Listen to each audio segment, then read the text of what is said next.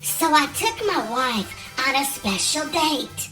And while we were out, she wanted to go shopping at one of these big fancy stores.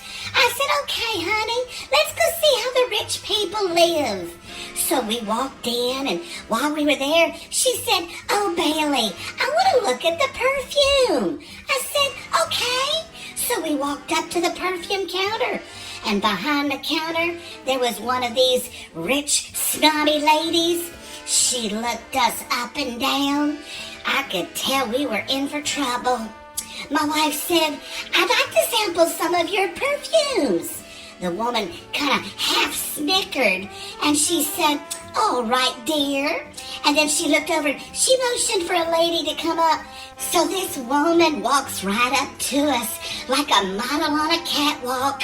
And she leans over to my wife, and my wife leans over and sniffs her perfume and says, oh, that's nice.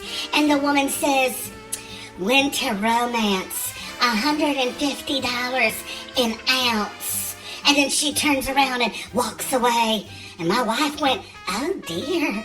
The woman behind the counter, she kind of half snickered again, looked up at another model and motioned her over.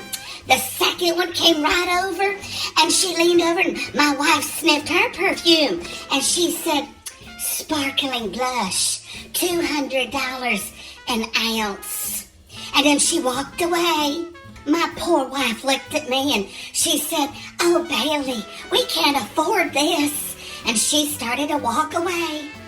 Well, I looked at the woman behind the counter, and the woman behind the counter looked at me, and she started snickering. Well, I just couldn't help myself. I farted, and I said, steamed broccoli, 49 cents a pound. And then I ran and caught up with my wife.